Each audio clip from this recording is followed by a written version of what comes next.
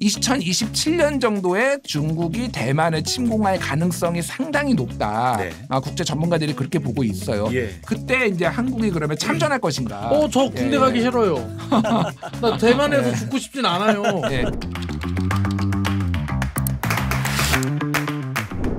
신정현의 청년 내각 어느새 11번째 만남이 되었습니다.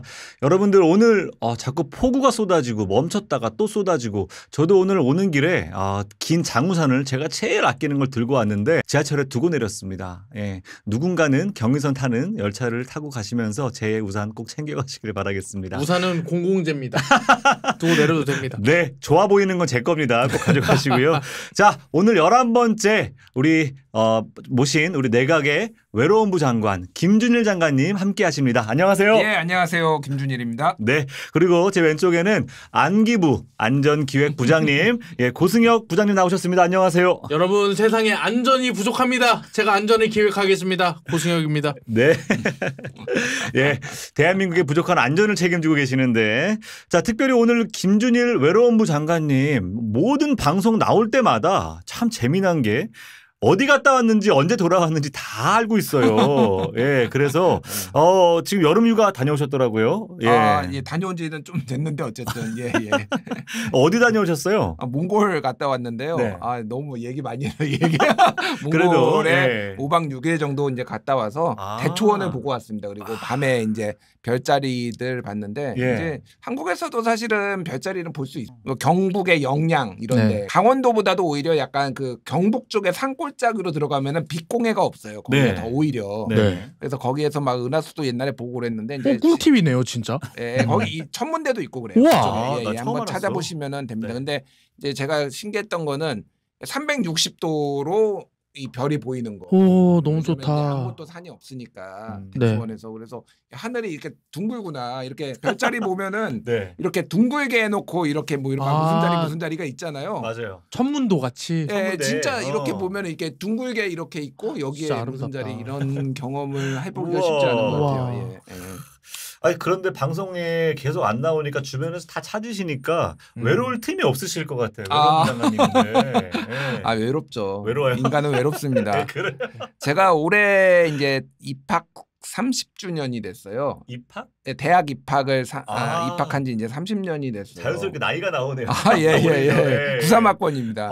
예. 93학번인데 그래서 올해 이제 학교 제가 나온 대학에서 입학 30주년 행사를 해요. 네. 예, 그래서 저도 처음 본 친구들을 이제 만났어요. 네. 저는 몰랐죠. 그러니까 같이 그냥 학교를 입학했다라는 건 빼놓고는 모르는 친구들을 만나서 네. 최근에 여행도 같이 가고 뭐 MT도 같이 가고 술도 먹고 이야. 뭐 와인도 마시고 그랬는데 네. 안 외로웠겠는데요? 모두가 얘기하는 겁니다. 네. 외롭다.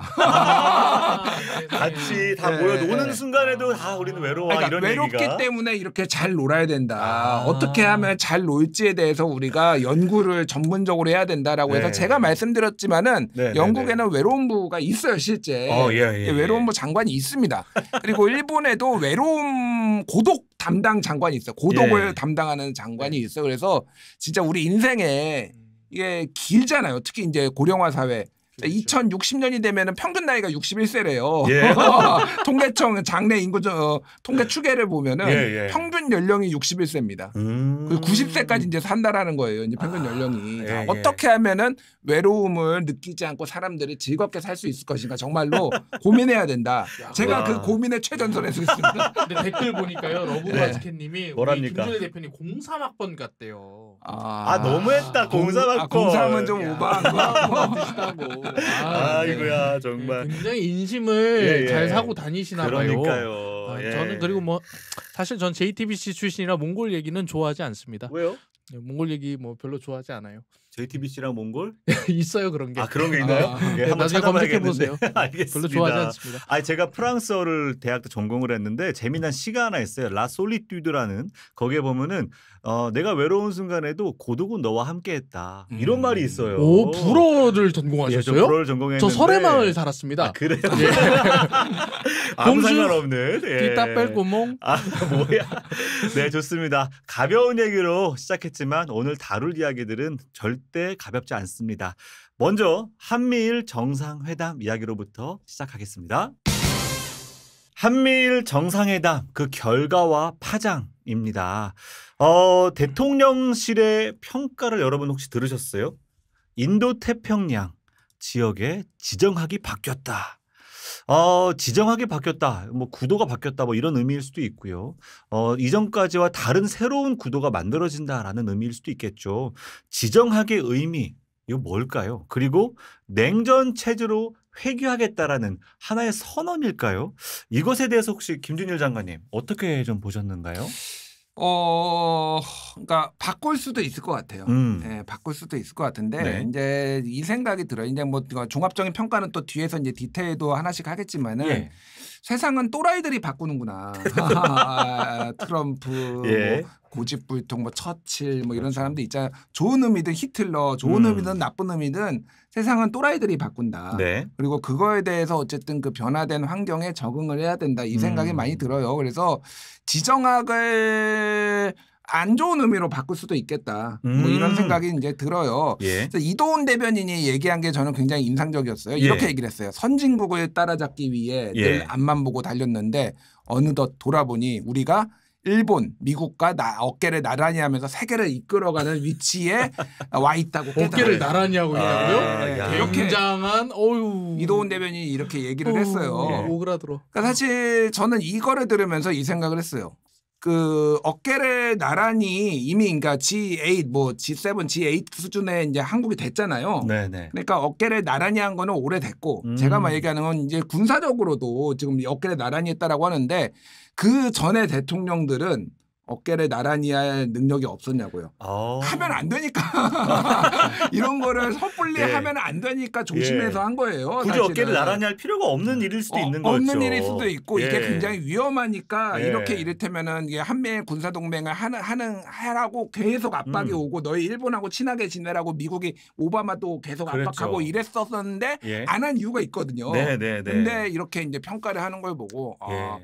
역시 또라이들이 바꿀 수도 있겠구나 세상을 다시 한번 생각을 했습니다. 그 네. 브레진스키라고 브레진스키요. 굉장히 유명한 그 지정학 학자 맞아요. 선생님이 있는데 예, 예. 이분이 이제 지정학의 축이라고 하면서 한쪽 편 들면 망할 나라 목록을 꼽아줬어요. 그래요? 책에 한쪽 편 들면 망하니까 조심해서 좀 왔다 갔다 해봐라. 그 나라들의 목록이 우크라이나, 네. 한국, 아제르바이잔, 예. 터키, 예. 이란이에요. 오. 이 나라들은 약간 한쪽 편 들다가는 예. X될 수 있으니까 굉장히 어. 조심하라는 경고를 우리 학자님께서 하셨고 우크라이나가 사실 이제 좀 피해자이기도 하지만 강한 한쪽 드라이브를 걸다가 또 힘든 지경에 처했는데 네. 한국의 지도자가 조금 그런 부분에 대해서 조금만 고민이 깊으면 좋지 않을까 생각도 들었습니다. 중요한 얘기죠. 대한민국의 지정학적 의미를 되새겨 보면 사실은 이쪽에서 봐도 이 편인 것 같고 저쪽 가도 저쪽 편인 것 같고 뭔가 두루뭉실 알 수 없는 외교 전략이 생존 전략이었는데 이제는 확실하게 PR을 구분하는 외교 전략으로 완전히 바뀌어버려서 예, 이제는 기댈 데가 한 곳밖에 없습니다. 그러다 보니까 외교 전략이라는 게 사라져버린 것이 아니냐 이런 비판도 사실 있어요. 자, 그래서 한미일 이제는 세계 정상과 어깨를 나란히 했다라는 평가를 아까 이제 뭐 대변인이 했다 그러는데 또 로이터 통신과 어깨를 나란히 하는 팩트 체커 국제적인 팩트 체커 우리 김준일 대표가 좀 외신 보도 이런 평가를 좀 한번 언급해 주시면 좋을 것 같아요. 일단 로이터와 어깨를 나란히 한 거는 네. 좀 오바고요. 저는 겸손합니다. 자 이제 정상회담 관련 외신들이 이제 하기 전에 예. 와 한 이후에 뭐 이렇게 좀 평가를 해야 될 것 같아요. 뭐 지금 화면에도 나오고 있지만은 네. 영국 파이낸셜 타임스 같은 경우에는 한국과 일본이 공격받을 시 각국이 상대방에게 협의할 의무에 동의하기를 미국이 원한다라는 미국이 거예요. 원한다. 이거는 근데 미국이 원한 예. 거는 이번 올해 원한 게 아니에요. 이미 한 20년 동안 원했습니다. 그렇죠. 제발 좀 너희 친하게 지내라. 니들 좀 그 접어라 이런 거였고 영국의 이코노미스트 같은 경우에도 한일 상호의존은 상호 의심은 여전히 깊고 한국은 일본군이 한반도에 주둔하는 문제에 대한 반발이 있다.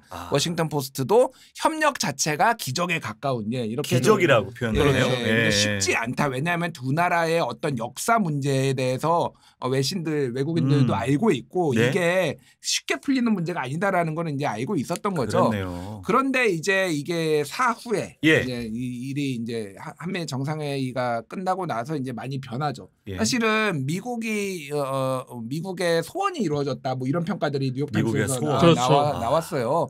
그리고 이제 뭐 뉴욕타임스 같은 경우에는 8월 18일에 양국의 과거를 잊으려 노력하는 윤 대통령의 결단으로 인해 가능했다. 예. 그리고 CBS 이제 미국 CBS죠. 예. 지난 1년간 중국 부상과 북한 위협으로 한일 긴장은 빠르게 완화됐다. 아. 그리고 중국이 이제 합의의 배경이다. 뭐 이런 예. 얘기들이 이제 많이 나왔습니다. 예. 그래서 어떻게 보면은 외신들도 놀랐어요. 그러니까 네. 외국 언론들도 놀랐다. 이번 네. 결과에 대해서 좋은 의미든 안 좋은 의미든 각국의 예. 이제 이해관계가 있으니까 미국은 사실 굉장히 환호했다. 너무 그렇죠. 좋죠. 예, 네. 뭐 이거 미국의 진보 성향, 보수 성향 할 것 없이 전체적으로 보면은 네. 미국은 환호했다. 미국의 이익과 관련된 문제니까 이제 네. 환호했고 예. 일본은 반신반의한 분위기거든요. 일본의 언론들의 요미우리나 이런 게 보면은 이게 되기는 됐는데 정말로 될까? 한국을 믿을 수 없어 여전히 약간 불안정성에 있다라는 얘기들을 많이 했고 예. 우리나라는 뭐 알다시피 이제 보수와 진보가 상당히 상반된 평가라는 얘기 많이 했죠. 경향신문에 저는 제목에 상당히 눈에 띄었는데 네. 한국은 한 번도 이제 걷지 않은 미증유의 길을 걷기 시작했다. 미중유 가지 않은 길이죠. 가지 않은 길을 예. 이제 걷기 시작했다라는 평가인데 그거는 뭐 뒤에 또 이제 설명 좀 드리겠습니다. 알겠습니다. 그리고 저는 예. 마찬가지로 경향신문 보면서 예. 되게 공감했던 게 러시아, 일본이 쿠릴 열도 가지고 이제 대립하면 한국은 그럼 일본 편 들어줘야 된다 자동으로. 그리고 중국과 일본이 또 갸오이다오, 센카쿠 열도로 싸우면 한국은 그러면 일본 편 들어줘야 된다. 예, 한국은 정작 독도로 일본과 영토 분쟁을 하고 있는데 일본 영토 분쟁에 다 손을 들어줘야 하는 위치에 간다라고 경향신문이 이제 일본의 안보 위기에 한국이 왜 지원해야 되냐라는 질문을 사설로 또 내보내기도 했습니다. 아, 그렇네요. 네, 중국도 아주 강력하게 또 비판을 하죠. 결국 이 안보 협력으로 인해서 피해를 보는 건 한국과 일본 두 나라일 뿐이다. 이렇게까지 이제 언급을 하면서 아주 강력하게 또 반발을 하고 있습니다. 한반도가 그리고 그 주변국이 그 어느 때보다도 사실은 긴장감이 제일 높은 시기가 지금인 것 같아요. 자, 그래서 한번 한미일 3국의 이해득실을 한번 따져봤으면 좋겠어요. 제일 먼저 일단 한국은 이 3국의 어떤 안보 협력 이 과정을 통해서 도대체 뭘 얻었다라고 좀 보세요. 저도 궁금해요, 진짜. 네.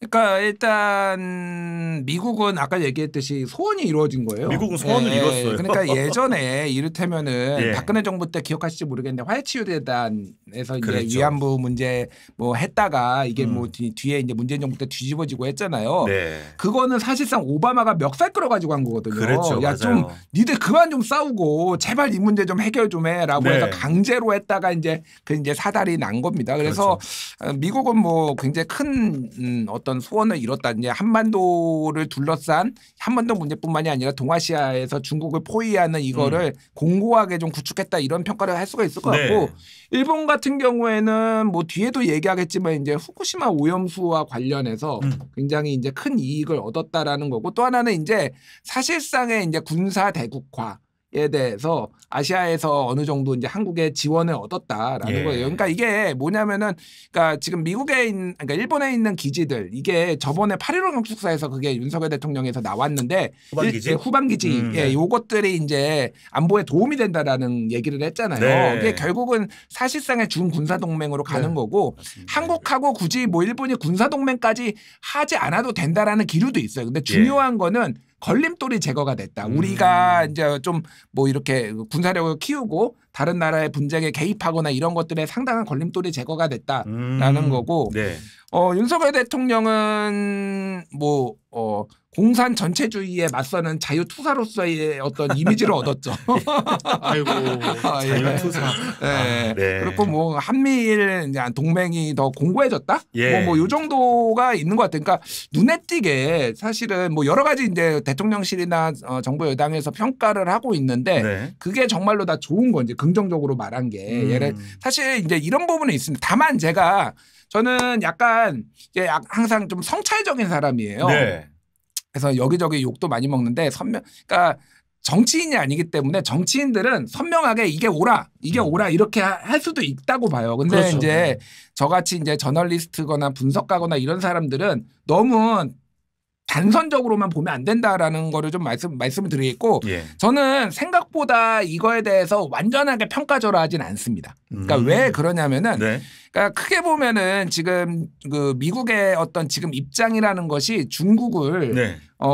강력하게 견제를 하겠다라는 거고 또 예. 하나는 이제 신냉정 시대로 이제 좀 이제 전체적으로 구도가 재편되고 있고 그렇죠. 부분적으로는 그렇게 가고 있고 아닌 곳도 있고 뭐 이렇습니다. 그래서 한 경제평론가가 그런 얘기를 했어요. 미국의 의도는 중국을 원시 시대로 돌려버리겠다 이런 의도라고. 그러니까 소위 말해서 반도체나 이런 것들에 대해서 수출에 강력하게 제약을 하고 네. 더 이상 성장하지 못하게 하겠다라는 게 이제 의도란 말이에요. 근데 그게 쉽게 되지 않는 게 미국하고 이제 이미 중국하고는 여러 가지로 이제 같이 맞물려 있는 첨단 산업을 포함해가지고 왜냐하면 CATL 이제 여기에서 네. 지금 최근에 배터리 만든 것도 획기적이거든요. 예. 지금 한국 예. 배터리 시장이 난리가 났는데. 예. 이를테면 10분 만에 풀 충전이 가능한 뭐 이런 거를 이제 중국에서 우와, 얼마 너무 좋네요. 전에 이제 세계 1위 배터리 시장 그거 안 쓸 거냐고요. 아, 지금 그러니까요. 미국이 예를 들면 뭐 이런 겁니다. 그러니까 제가 말씀드리는 거는 어쨌든 근데 미국이 중국을 견제하는 이거는 굉장히 장기간 강력하게 오래 갈 것이 예상이 돼요. 네. 그랬을 때 이제 한국이 균형점을 찾아야 되기는 하지만은 미국 편에 좀 더 가깝게 가는 것이 반드시 나쁜 것이냐라는 거를 좀 생각을 해보니까 예. 지정학적으로도 그렇고 지금 미국 패권이라는 것이 중국으로 지금 넘어갈 짧은 시간 내에 가능성이 있냐라고 봤을 땐 저는 좀 회의적이거든요. 예. 그러니까 그런 상황에서는 실리는 차때 예. 미국하고 좀 더 가까워지는 것에 대해서는 저는 방향적으로 조금 맞는 방향일 수도 있겠다. 그리고 이제 그게 이제 보수 쪽에서 많이 얘기를 하는 거예요. 제가 이제 가장 뭐 하는 거는 미국하고 가까워지는 건 좋은데 네. 일본하고까지 이렇게 가까워져야 돼? 이제 이게 이제 가장 예. 좀 이제 문제인 거죠. 그러니까 아까 얘기했듯이 우리 고순혁 기자님이 대표님이 얘기했듯이 센카쿠였또 쿠렐리였또 뭐 예. 이거가 이제 하나의 예시거든요. 그렇죠. 왜냐하면은 러일이나 중일이 분쟁이 가장 발생하기 쉬운 지역이 거기고 가장 이제 큰 문제는 이겁니다. 시진핑 임기가 2028년 3월 10일까지예요. 네. 근데 시진핑이 사면임을 했던 이유는 그리고 공공연하게 이제 얘기를 했던 거는 대만, 그러니까 그렇죠. 중국의 완벽한 통일이에요. 네, 네. 그러면은 2027년 정도에 중국이 대만을 침공할 가능성이 상당히 높다. 네. 국제 전문가들이 그렇게 보고 있어요. 예. 그때 이제 한국이 그러면 참전할 것인가? 저 군대 예. 가기 싫어요. 나 대만에서 죽고 싶진 않아요. 예. 이제 지금 상황이면 우리는 예. 참전할 수밖에 없어요. 네. 사실은 아. 그 문제를 이제 어떻게 해결할 것인가 상당히 되게 딜레마적인 이제 상황에 좀 빠지는 것 같아요. 예.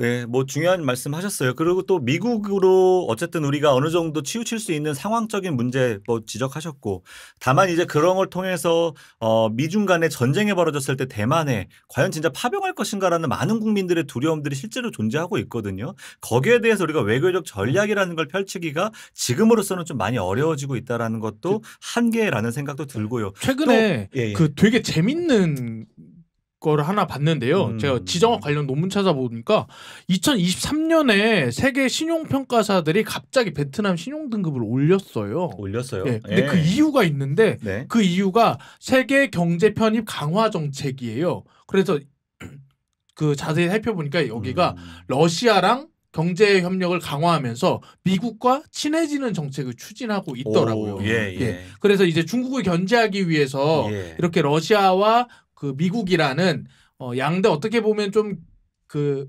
갈등을 겪고 있는 나라 사이에서 균형추 역할을 하면서 네. 여기가 이제 일본이 주도하는 CPTPP에도 참여하고 동시에 중국이 참여한 RCEP에도 참여했거든요. 그래서 베트남의 이런 조금 그 등거리 외교 어떻게 보면 좀 균형 외교의 예. 자본 시장에서는 굉장히 예. 긍정적으로 본 거예요. 사실 정치인들은 거짓말을 많이 하지만 돈은 거짓말하지 않거든요. 중요한 지적이에요. 그래서 저도 이제 IRA 문제나 뭐 배터리 문제나 전기차 여러 가지 이제 우리의 경제에 어떤 목숨줄을 준다라고 표현할 정도로 중요한 것들을 과연 그렇다면 미국이 충분한 보상을 해주고 있는가? 그 중국으로부터 미국이 충분히 보상을 해주고 있는가? 중국으로부터 엄청난 견제와 이제 상당한 경제적 공격들이 있을 때 저는 그렇게 됐을 때 우리는 미국에게 당당히 말을 하고 IRA부터 해서 우리의 경제적 보상을 충분히 얘기해야 되는데 너무 한쪽으로 기울어졌을 때 그러니까요. 중국만큼 대해서 현대차를 사주든가. 내 말이 그 말이야. 그런 것들에 대해서 미국에 충분히 목소리를 내줘야 되는데 지금 너무 큰 형님 모시는 혹은 회사의 보스 모시는 말단 직원같이 수구려 들어간 상황처럼 저는 보여져서 우리가 해야 될 말을 못한 채 결국 우리의 국익을 지키지 못하면 어떨까. 사실 이 걱정은 저 솔직히 들어요. 그러니까요. 그러니까요. 이제 뭐 동맹이라고 하더라도 각국의 이해관계가 다를 수가 있는 거잖아요. 네. 어떻게 완벽하게 일치를 하나요? 예, 대표적인 예. 게 이제 중국에 대한 어떤 수출, 반도체 수출이나 이런 것들에 대해서 마이크론이 이제 제재를 당하니까 그러면 한국이 중국에 수출을 더 많이 할 가능성이 높아졌다라고 하니까 바로 네. 이제 뭐 하지 말아라. 예, 삼성 예. 너희 하지 말아라라고 예. 정부에 요청했다라는 거 아니에요. 그렇죠. 그러니까 그런 부분에 있어서 정말로 이제 어느 정도 자율성과 네. 그런 거를 이제 말을 할 수가 미국과 가까워지는 거는 또 별개로 네. 이제 그런 부분이 굉장히 이 정부에는 아쉽고 믿음이 네. 안 가요. 솔직히 그런 부분에 있어서는 예. 그냥 미국 그 김준영 국립외교원장 전 네, 네. 국립외교원장이 그런 평가를 해놨더라고요. 미국은 두목, 일본은 중간 보스, 아, 너무 한국은 적절하다. 행동대장 이런 식으로 이제 평가를 해놨는데 네, 네. 약간 어깨를 나란히 하고 있지만은 서열은 굉장히 확실하고 약간 꼬봉 같은 느낌, 네. 예, 예. 시키면 다 하는 느낌, 예. 약간 이렇게까지 가면 안 되지 않나 맞네요. 그런 생각이 많이 들어요. 그 심지어 이제 예. 그 주간조선에서 이제 보수적으로 분석한 기사를 봐도 김형곤 건양대 교수님 말을 인용했는데 여기서 경제 논리로 봤을 때는 중국과의 외교를 포기할 수 없고 한국과의 올인하는 외교 전략은 그야말로 빵점 외교다. 앞으로 윤 정부는 이런 균형 외교에 대해서는 좀 고민을 해봐야 된다 이렇게 제안을 또 해주셨더라고요. 그래서 이런 부분에 대해서는 사실 뭐 보수 쪽에서도 고민이 깊은 상황이 아닌가 생각이 진보 보수 할 것 들고 없이 있습니다. 다 어쨌든 우려하는 상황인 건 맞는 것 같아요. 재미난 상상을 좀 해봐요. 그 전쟁이 한일 간에 벌어져. 예를 들어서 뭐 국지전이든 뭐든 아, 네. 뭔가 분쟁이 벌어져.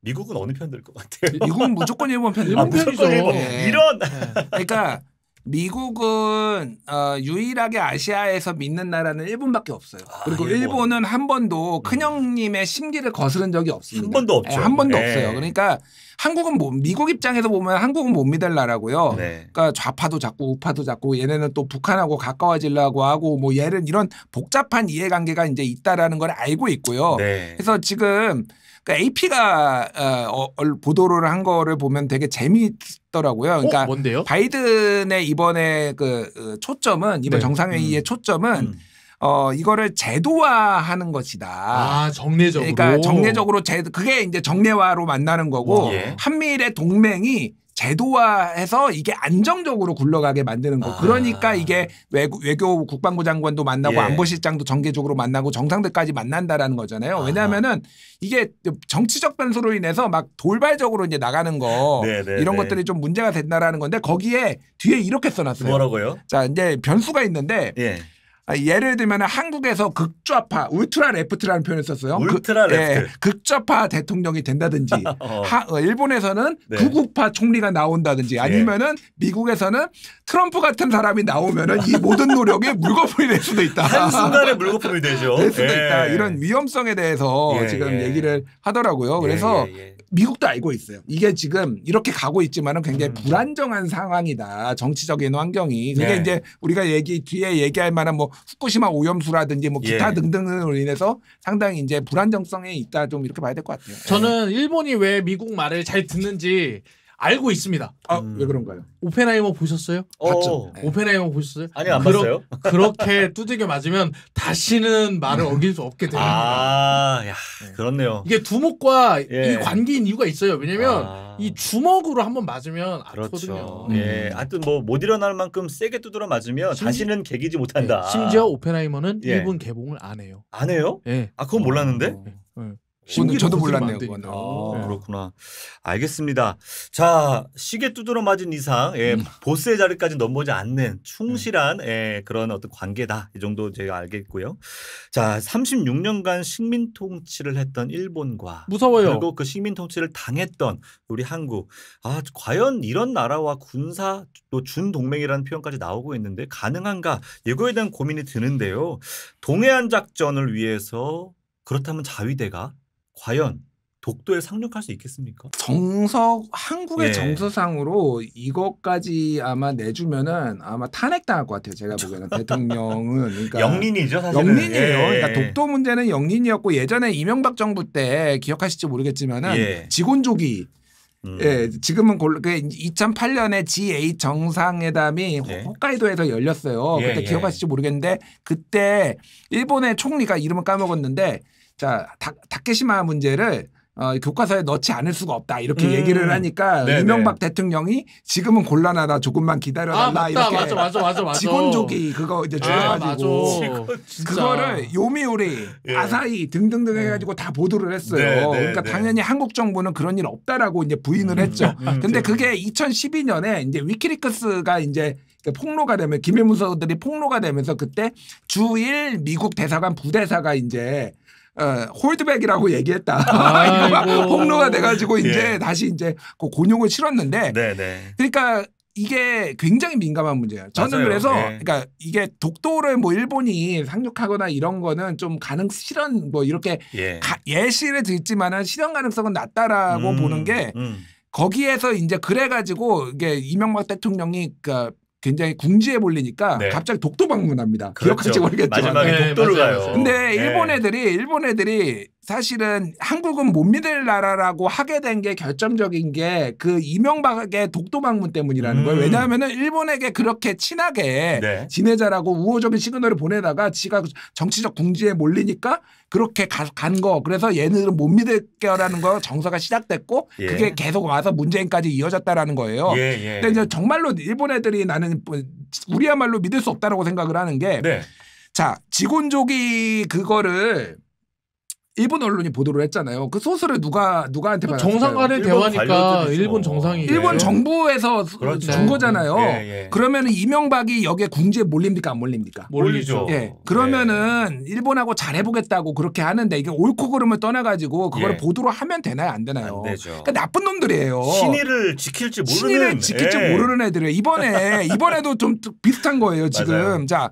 한국이 오염수 방류 먼저 해달라고 요청했다라고 아사히 신문이 보도했잖아요. 그렇죠. 정부에서 네. 지금 아니라고 얘기를 하지만 네. 아사히 신문 정도면은 이거는 크로스 체크 안 하면 아예 나가지가 않는 언론이에요. 아사히 신문은요 예. 총리실에 19진까지 있는 회사예요. 예. 와. 우리나라처럼 한두 명 넣어놓는 데가 아니에요. 와, 그러니까 그렇구나. 아사히 신문은 일본의 지식인들이 보는 거고 뭐 한국으로 따지면은 이제 뭐 경향신문이나 약간 진보 성향, 이제 뭐 중도 진보 성향 뭐 이런 데들이에요. 크로스 체크를 안 하면 안 내보내는 데입니다. 자, 그러면은 이거 소스를 어디서 받았을까요? 그러니까 이거를 나오면은 이명박 정부 윤석열 정부가 공경한 처지에 있을 가능성도 있다라는 거 알고 있잖아요. 이거 정부에서 나왔을 가능성이 높다라는 거예요. 그러니까 진짜 틈만 나면 뒤통수를 치는 애들이 일본이 이제 그렇네요. 정부 애들인데 우리 윤석열 대통령님은 뭘 믿고 일본을 이렇게 신뢰하신다는 거 나는 그러니까 그게 제일 궁금해. 그러니까 무한 신뢰와 무한 애정을 보내고 있는 그런 느낌이에요. 그리고 또 하나 좀 염려되는 시나리오 전문가들이 이런 얘기도 해요. 주한미군이 만약에 내부적인 어떤 이유로 이동을 했을 때 일본의 자위대가 그 역할을 대신할 수도 있다라는 염려들이 있어요. 이거 마치 구한말 때 그 데자뷰 같은 느낌들이 들거든요. 네, 여기에 대해서 이제 지정학적으로 되게 그 현실주의 그 외교 안보를 다루시는 학자분들 그 얘기를 들어보니까 조금 크게 보면 좋겠다라고 얘기를 하시더라고요. 뭐 어떻게 얘기하시냐면 한국이 이렇게 분단돼 있는 것 자체를 누가 좋아할까?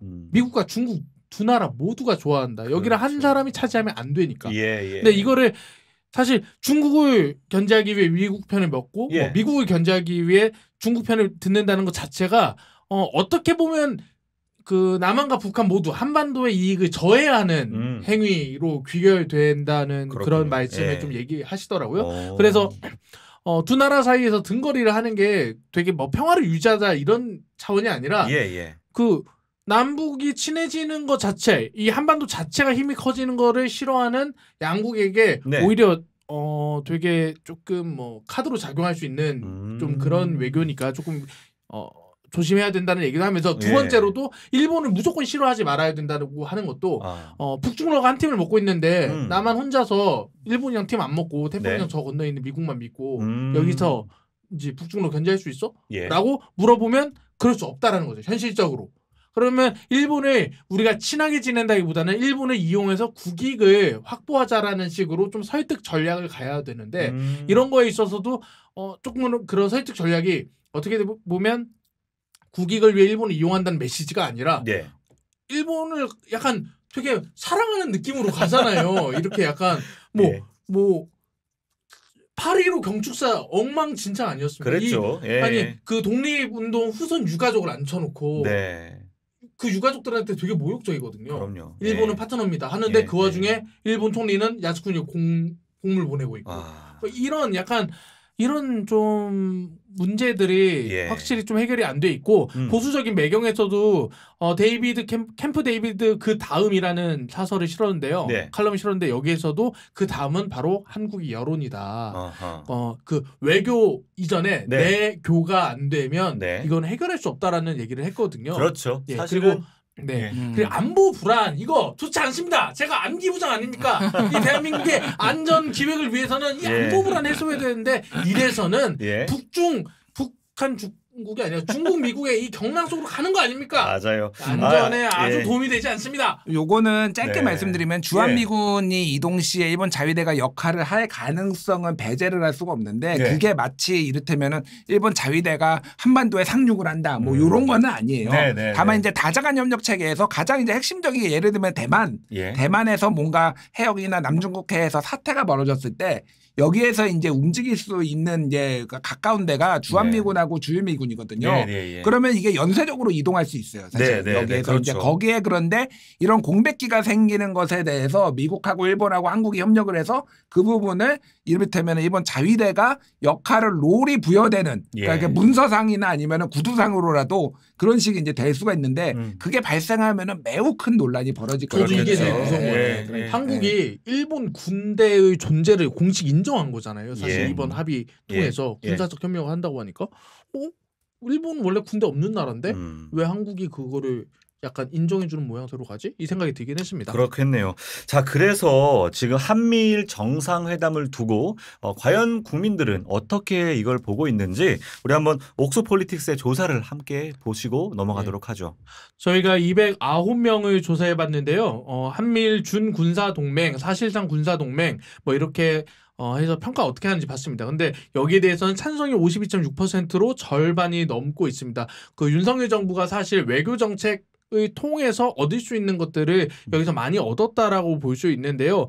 특히 이제 진보부터 보수까지 정치 성향별로 보면 진보에서는 역시나 반대가 높습니다. 하지만 중도부터는 굉장히 찬성이 높은데요. 중국에 대한 사실 혐 중국 정서가 인터넷과 SNS 보면 굉장히 좀 진하거든요. 나이대별로 보시면 알겠지만 10대, 20대에서 유난히 찬성이 높아요. 왜냐하면 그 중국에 대해서 갖고 있는 그런 불안한 감정이라든지 사실 10대, 20대는 중국을 혐오하는 인터넷 놀이 문화를 즐기고 있어요.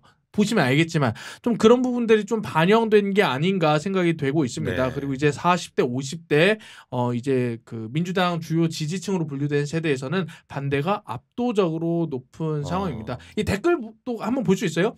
이분은 이제 그 진보적인 분이에요. 진보적인 분인데 30대고 이제 마포구에 사시는 분인데 뭐 군사에 있어서 최우선은 상대방이 싸울 의도 자체를 깨는 거고 그 다음으로는 외교적으로 고립시키는 거다. 근데 한미일 동맹으로 얻을 수 있는 게 없다는 거예요. 왜냐면 일단 해구사는 이미 갖고 있고 외교적 고립은커녕 뭐 러시아가 대놓고 북한을 돕게 할 수 있는 명분을 주는 거 아니냐.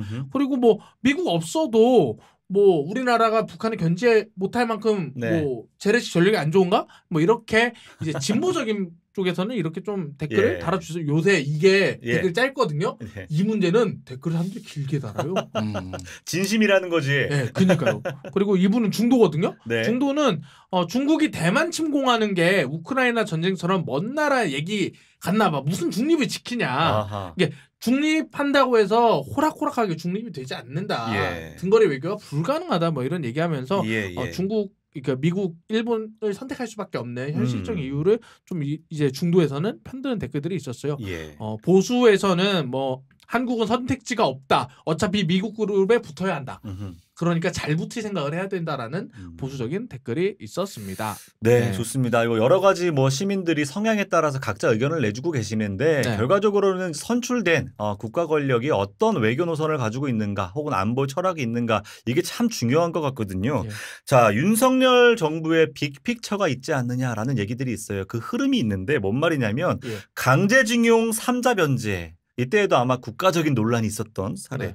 또 얼마 전에 있었던 광복절 축사. 광복절 축사가 아니라 마치 6.25 축사 같았다라는 느낌. 그리고 작년에 있었던 첫 번째 광복절 축사에도 역대 어느 정부도 하지 않았던 일본이라는 단어가 30회 이상 나왔던 그런 거에 이어서 여전히 이어져가는 흐름들이 있다라는 거. 또 지금 이제 우리가 계속 언급하고 있는 한미일 이 회담도 여전히 뭔가 흐름을 가지고 가는 게 아닌가 이런 말이 나와요. 윤석열 정부는 다 계획이 있구나. 예, 여기에 대해서 좀 어떻게 보셨어요? 계획이 있다라기보다는 저는 제가 그렇게 봐요. 그러니까 신념이 강하구나. 신념이 강하구나. 근데 이게 계획이라기보다는 그냥 일관된 흐름이고 이거를 돌이키거나 좀 성찰적으로 보거나 이럴 생각은 없는 것 같아요. 그러니까 윤석열 특히 외교안보 라인에서도 예를 들면 한일 정상회담 할 때 올 초에 3월이었나요? 그때 할 때도 상당히 속도 조절론 얘기가 많이 나왔음에도 불구하고 대통령이 밀어붙인 것다라는 거 아니에요. 그 위에 뭐 등등등을 봤을 때는 이거는 대통령이 너무너무 신념이 확고해서 우리는 일본하고 강력하게 사실상 군사 동맹을 맺어야 된다. 이게 이제 김태효의 또 생각이거든요. 그동안의 논문들이나 봤을 때는 친미를 넘어서 이제 친일에 이제 가까웠고 사실상 일본과의 군사 동맹 이제 이거를 주장해 왔던 게 이제 김태효였거든요. 김태효 안보실 1차장. 그러니까 그쪽에 이제 매파들이 지금 자리를 잡고 있어서 그러니까 그냥 이쪽으로 좀 돌이킬 수 없게 가기를 좀 원하는 것 같아요. 근데 저는 뭐 그런 뭐 의견에 대해서도 찬반도 있고 존중도 하는데, 그러니까 저는 요거는 좀 한번 생각해 봤어요. 저는 사실은 다 못 믿어요. 그게 맞죠, 사실. 북한도 못 믿고요. 일본도 못 믿고 중국도 못 믿고 솔직히 미국도 못 믿습니다. 자, 미국은 제가 평가를 하자면은 미국은 이기적이에요. 이기적이고 진짜 이기적입니다. 그러니까 지네 이익을 위해서는 우리한테 막 이상한 거 시키고 지들은 그러니까 재작년에 비해서 작년에 미국하고 중국의 교역량이 6%가 늘었어요. 실제. 그러니까 막 그 난리를 치고 막 하고 있지만은 또 할 건 다 하고 있으면서 우리한테는 막 못하게 한단 말이에요. 야, 반도체 팔지 마. 개 이기적이야. 개 이기적이야. 한국한테 반도체 팔지만은 야, 너 우리의 이익을 위해 목매. 이거잖아요, 그러니까. 사실. 자, 일본은 얘들은 언제 뒤통수 칠지 모르는 애요. 배신자입니다. 얘들은 언제 그러니까 진짜 믿을 수 없는 족속들이다. 중국은 그러니까 얘들은 개싸가지입니다. 싸가지가 없다. 싸가지가 없다. 맞아요. 싸가지가 없고 얘들도 믿을 수 없죠, 당연히. 그리고 북한 같은 경우에는 진짜 좀 얘기하면 사고뭉치다.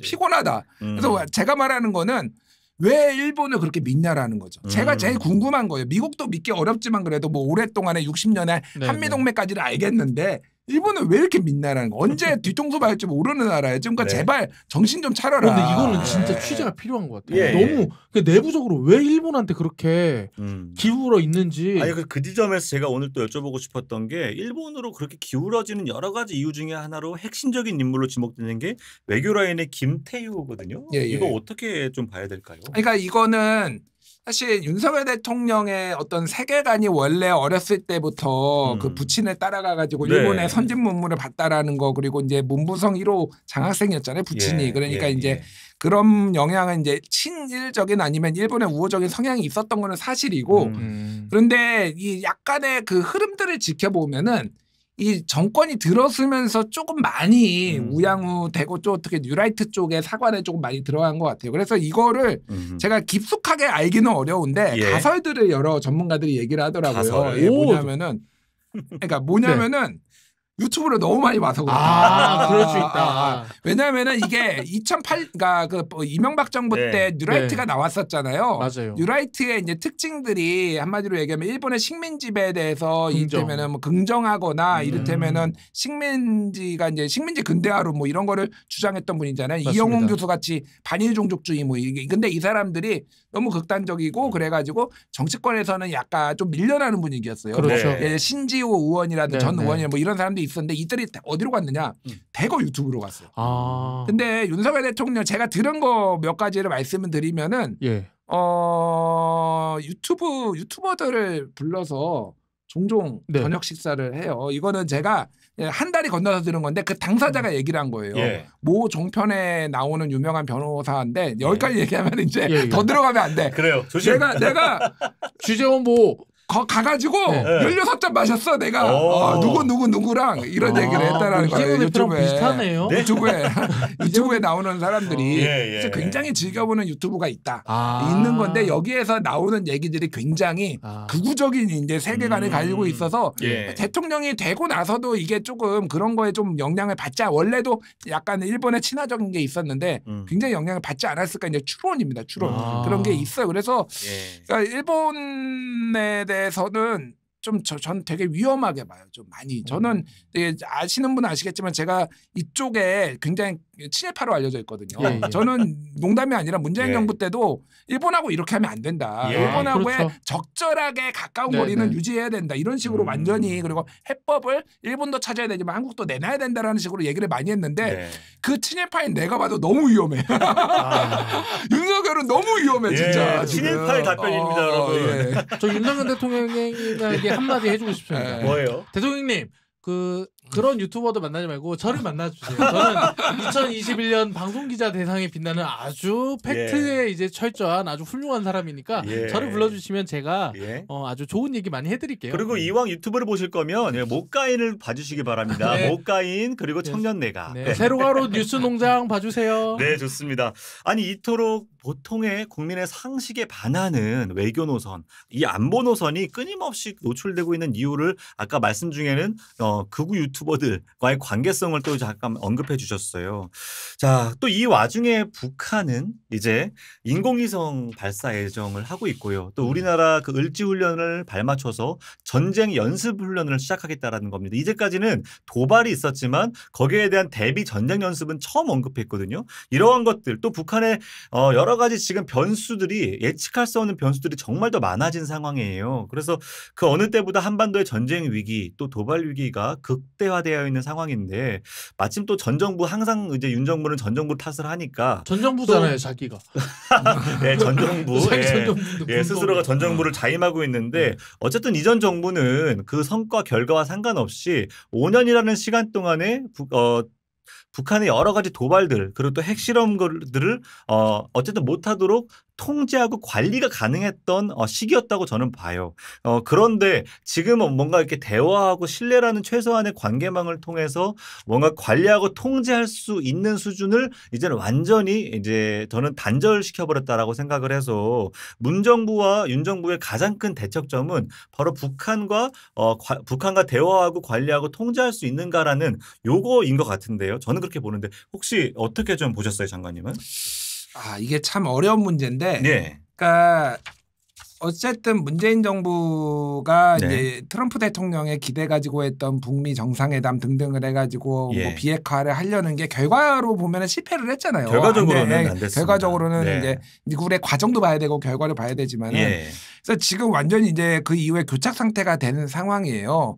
그래서 이제 굉장히 이제 한반도의 안보 위기 불안이 이제 높아지는 것도 사실인데 그렇죠. 아까 전에 제가 모두에 말씀드렸잖아요. 세상을 어떻게 보면 좋든 나쁘든 또라이들이 바꾼다고. 그렇죠. 그러니까 이게 하나의 또 하나의 어떤 모멘텀이 될 수도 있겠다. 그러니까 이를테면은 이게 극단과 극단으로 치닫다가 뭔가 뭐 이제 빵 터지기도 하고 작게 터지기도 한 다음에 새로운 국면으로 이제 접어들기도 하거든요. 지금은 뭐를 해도 어쨌든 북한하고의 대화는 좀 이래저래 힘든 상황이에요. 그러니까 이게 어느 정부가 뭐 이재명 정부가 들어왔어도 안 되는 상황이었고 그래가지고 이게 뭐 옳다라기보다는 이런 식으로 가다가 뭐 국지전이라도 나고 그런 다음에 새롭게 뭐가 또 환경이 변할 수도 있겠다라는 생각은 해요. 이재명 그래도 300억인가 보내지 않았어요? 100억이고 800만 불인데 이재명이랑은 대화해줬겠지. 돈을 받았는데 조금 달라졌을 수는 있겠다. 아니 결제를 돈을 받고 대화 안 해주면 너무하잖아. 중요한 거는 어쨌든 여기에서 뭐 이제 한미 안보 동맹도 중요한데 어느 정도의 이제 자율성과 이런 거를 조금 윤석열 정부가 좀 가졌으면 좋겠다라는 거예요. 그러니까 예를 들면은 꼬봉같이 하면 안 된다. 한반도 문제는 특히 본인이 조금 어떤 주도성을 가지고 해야 되는데 미국이 그렇죠. 시키는 대로만 하면 안 되는 문제는 분명히 있는 것 같습니다. 네, 예. 저도 이제 뭐 북한학을 전공한 전공자로서 좀 한마디 좀 보태면 결국은 한반도 문제를 주도할 수 있는 건 저희 우리나라 대한민국밖에 없어요. 왜냐하면 주변국은 현상 유지를 가장 바라고 있는 상황인데 우리가 평화 체제 혹은 뭐 지금의 국면에서 조금 더 평화로운 국면으로 가기 위해서는 결국은 대한민국 정부가 주도적인 역할을 해야 되고 그러려면 결국은 북한에 대한 리스크 관리부터 대화와 협력, 신뢰를 쌓는 역할을 게을리하면 안 되거든요. 사실 그 역할을 하라고 통일부도 만든 건데 이 정부에서는 그런 것들을 기대할 수는 없을 것 같아요. 근데 재미난 또 통찰을 주신 게 극대 극으로 가버리면 생각할 수 없는 새로운 국면이 열릴 수도 있다라는 거는 저는 되게 동의하는 부분이고요. 근데 개인적인 질문인데요. 네, 말씀하세요. 네. 불어랑 북한학을 같이 전공한 거예요? 아, 석사는 북한학, 네. 학사는 불어를 했어요. 오, 엄청 엘리트시군요. 예, 정말 뭔가 맥락 없는 전공자라고 보시면 될 것 같습니다. 불어로 북한이 뭐예요? 넘어갈게요. 예. 꼬헤 노드. 예. 예. 이거 여기까지만 하겠습니다.